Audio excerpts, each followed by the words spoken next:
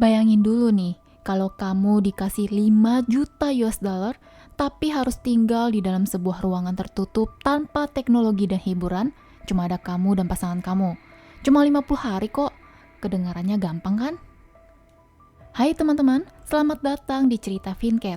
Hari ini saya akan membahas satu film thriller psikologis berjudul The Immaculate Room yang rilis pada tahun 2022. Film ini menceritakan sepasang kekasih yang terpilih untuk menyelesaikan eksperimen dari orang kaya gabut. Film diawali dengan sepasang kekasih memasuki sebuah ruangan besar.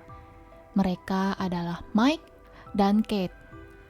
Mereka dipilih dengan tawaran eksperimen psikologi yang tampaknya terlihat sederhana. Hanya perlu bertahan di ruangan putih steril selama 50 hari tanpa kontak dengan dunia luar dan mereka akan mendapatkan 5 juta US dollar. Ruangan ini benar-benar kosong. Hanya ada toilet, shower, dan satu kasur king size. Tidak ada hiburan, tidak ada buku, tidak ada musik, apalagi smartphone untuk scroll-scroll sosial media atau nonton video YouTube. Hanya mereka berdua dan keheningan yang menghantui. Aturannya sederhana, jika mereka keluar sebelum 50 hari, mereka tidak mendapat apa-apa. Lalu jika salah satu menyerah, maka hadiah akan dikurangi sebesar 1 juta US dollar. Mereka juga diberi kesempatan untuk meminta bantuan. Satu orang berhak meminta bantuan sebanyak 2 kali. Namun setiap bantuan tidaklah gratis. Bantuan pertama akan mengurangi hadiah sebesar 100.000 US dollar dan bantuan kedua akan mengurangi hadiah sebesar 250.000 US dollar. Awalnya mereka nampak bahagia dan merasa bahwa tugas tersebut adalah hal yang mudah untuk dilakukan, apalagi mengingat hadiahnya yang sangat besar. Mereka tidak perlu khawatir lagi dengan bagaimana harus mencari uang. Mike adalah seorang pelukis. Dengan uang tersebut, dia bisa membuat tempat seni sesuka hatinya, menolong orang-orang kesusahan, mendirikan sekolah, dan mengadakan pesta dengan mengundang DJ terkenal. Kalau Kate, dia berkata ingin berinvestasi. Lalu mereka membaca peraturan di sebuah layar kecil. Dengan alat itu, mereka bisa meminta makanan dan bantuan lainnya. Makanan mereka dibuat dalam bentuk cairan seperti air, namun sudah sesuai dengan nutrisi yang diperlukan. Tidak ada jam di sana. Mereka tidak akan tahu apakah sekarang siang hari atau malam hari. Satu-satunya tanda adalah suara dari sistem. Jika pagi hari, lampu akan dinyalakan. Jika sudah waktunya tidur jam 10 malam, maka lampu akan dimatikan. Awalnya, mereka mencoba untuk beradaptasi. Sebelum mandi, Kate akan menatap dirinya di cermin dan mengucapkan kata-kata penyemangat agar dia mampu melewati hari-hari di isolasi. Mereka mencoba mengisi waktu dengan berbicara. Eksperimen ini dibuat oleh seseorang bernama Profesor Foyan. Foyan pernah membuat film dokumenter tentang sebuah keluarga, bahkan rela menghabiskan uang 150 juta US dollar untuk membuat keluarga tersebut menjadi kaya layaknya keluarga selebriti.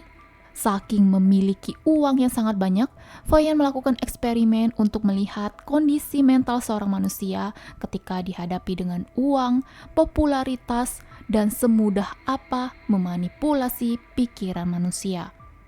Mike dan Kate mencoba untuk bertahan dengan bermain game, olahraga, maupun meditasi. Mereka mencoba sekuat mungkin untuk menikmati hidup di dalam ruangan isolasi. Namun, kesempurnaan ruangan itu mulai menunjukkan sisi mengerikannya.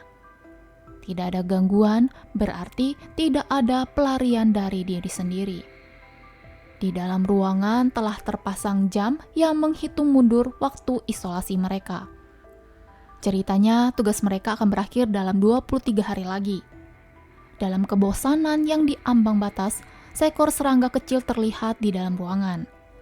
Mike berbicara dengan serangga tersebut dan karena kasihan, dia memutuskan untuk mengeluarkan serangga.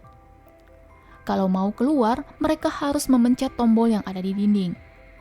Kate melarang Mike untuk berbuat konyol. Walaupun Mike hanya ingin mengeluarkan serangga, tapi jika Mike memencet tombol, berarti Mike menyerah. Dan disinilah mulai terjadi perdebatan yang akan memicu keretakan dalam hubungan, hanya karena perbedaan pendapat. Pada akhirnya, Mike mendengar perkataan Kate untuk tidak menekan tombol. Tapi secara tidak sengaja, Kate menginjak serangga tersebut. Disinilah terjadi keanehan. Karena waktu isolasi yang semula tersisa 23 hari, mengapa bertambah menjadi 31 hari? Dan tidak ada yang menyadarinya. Suatu hari, Mike yang sudah sangat bosan menggunakan bantuan pertama walaupun harus mengurangi jumlah hadiah $100,000. Setelah dilihat, ternyata bantuan itu berupa sebuah krayon. Mike mulai melukis dengan benda yang telah didapatinya. Sayangnya, krayon tersebut tidak bertahan lama, bahkan tidak mampu memperbaiki mental yang perlahan mulai hancur. Suatu pagi, Kate melihat sebuah pistol di kamar mandi. Entah dari mana pistol itu datang karena tidak ada tanda-tanda satupun orang yang masuk. Kate meminta Mike untuk membuang pistol tersebut. Tapi peraturan telah dibuat bahwa tempat pembuangan maupun saluran cucian hanya untuk barang yang sesuai dengan fungsinya, tidak untuk meletakkan barang lain. Semua percakapan dan pergerakan mereka selalu dipantau oleh sistem. Jadi mereka tidak bisa berbuat curang. Akhirnya mereka menyimpan pistol di bawah kasur. Lalu sebuah video diputar untuk mereka. Terlihat adik perempuan Mike yang mengirimkan pesan video. Di dalam percakapan itu, sang adik seperti menyalahkan Kate yang mengajak Mike agar mau tinggal di dalam ruangan kosong tersebut, serta mengungkit adik mereka yang telah tiada bernama Shawn. Setelah itu, video lainnya untuk Kate. Tapi Kate tiba-tiba panik karena dia tidak mau melihat video tersebut. Mike tidak tahu siapa yang ada di dalam video. Namun pria tua tersebut mengatakan jika sekarang dia berada di tempat penampungan tunawisma bernama Saint Mary. Setelah menerima video dari pria tua tersebut, Kate menjadi sedih bahkan enggan bangun dari tempat tidurnya. Ternyata lelaki yang ada di dalam video adalah ayah Kate. Bertahun-tahun sang ayah pergi tanpa kabar. Ayah Kate bukanlah ayah yang baik untuk anaknya. Bahkan Kate merasa malu memiliki ayah seperti itu. Jadi dia berbohong kepada Mike tentang identitas sang ayah. Atau mungkin Kate mengatakan jika ayahnya telah tiada. Semakin hari, mental Mike semakin lemah. Dia bahkan bertindak seperti orang gila. Dia sudah tidak tahan dan mengatakan ingin menyerah. Karena tidak ingin Mike menyerah, Kate menyuruh Mike untuk mengambil bantuan terakhir saja. Akhirnya, Mike memilih untuk menggunakan bantuan kedua. Setelah Mike memencet tombol bantuan, pintu ruangan terbuka dan masuklah seorang wanita cantik dan seksi tanpa mengenakan sehelai pakaian. Wanita tersebut bernama Simon. Dia mengaku jika dia adalah artis yang telah menandatangani banyak perjanjian dan disewa selama 1 bulan. Simon tidak tahu sampai kapan dia akan berada di dalam ruangan isolasi. Orang yang punya cara sangat tahu kalau lelaki mungkin membutuhkan wanita cantik, seksi, dan genit untuk mengatasi kebosanan lelaki. Kate yang melihat Simon pun mulai merasa cemburu. Padahal Mike tidak tahu bantuan apa yang dia dapati, tapi tiba-tiba saja Simon datang. Dengan kedatangan Simon, Mike seperti mendapat energi baru untuk bertahan. Tapi Kate tidak senang dengan kedekatan mereka. Akhirnya Kate memutuskan untuk menggunakan bantuan pertama. Kotak terbuka dan terlihatlah sebuah wadah yang ternyata berisi pil ekstasi. Pil ini membuat penggunanya akan merasakan luapan perasaan senang dan membuat perasaan jauh lebih baik. Mereka bertiga mengonsumsi pil tersebut dan mulai menari-nari seperti tidak ada beban dan hanya tahu untuk bersenang-senang tanpa sadar apa yang telah mereka lakukan. Namun, Mike merasakan halusinasi. Dia bermimpi mengingat kenangan kelam di mana saat Shawn, sang adik, meninggal tenggelam dan dia tidak bisa membantu Shawn. Karena takut, Mike bangun dan ingin keluar dari ruangan. Dia merasa bahwa ruangan tersebut membuat pikiran manusia menjadi gila dan dia sudah tidak peduli lagi dengan uang. Tapi Kate bersikeras meminta Mike untuk bertahan dengan memikirkan uang yang akan mereka dapatkan. Suatu malam, di saat Kate sedang tidur, Mike yang baru saja keluar dari toilet melihat Simon duduk di pojokan. Mereka pun saling berbincang dan menghibur satu sama lain. Kemudian Kate terbangun dari tidurnya dan mencari Mike. Terlihat jika Simon dan Mike saling bergandengan tangan.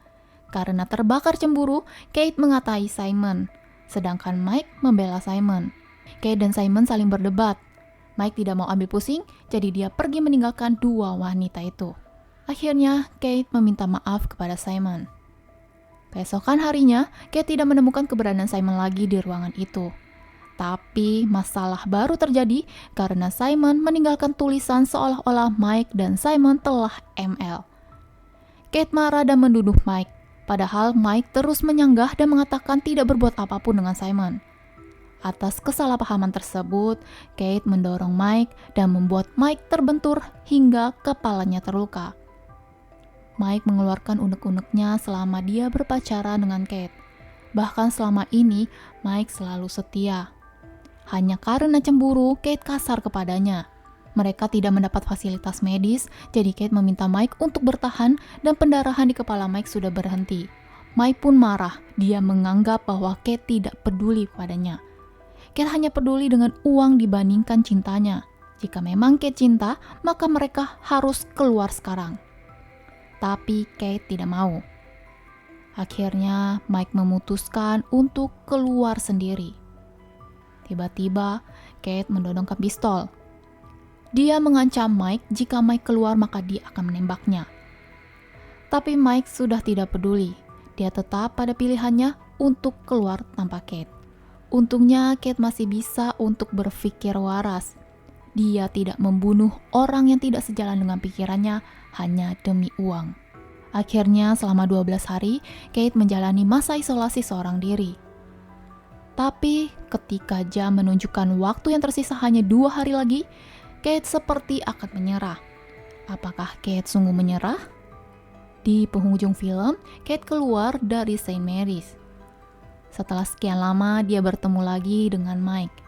Kate meminta maaf atas kejadian di Immaculate Room. Mike bertanya apakah Kate berhasil menyelesaikan tugas, tapi Kate tidak menjawabnya. Penonton dibiarkan untuk menebak-nebak apakah waktu itu Kate memencet tombol atau tetap bertahan. Namun, di akhir adegan, ditampilkan sebuah prasasti bahwa tempat tersebut dibuat atas sumbangan seseorang yang namanya tidak disebutkan. Film ini menunjukkan bagaimana kita rela mengorbankan segalanya, baik itu kesehatan mental, privasi, hubungan, bahkan kemanusiaan demi uang. Apa pendapat teman-teman tentang pesan moral di film ini? Kalau kamu diberi kesempatan seperti Mike dan Kate, mau mencobanya? Tinggalkan komentarmu ya. Terima kasih telah menonton dan sampai jumpa di video selanjutnya.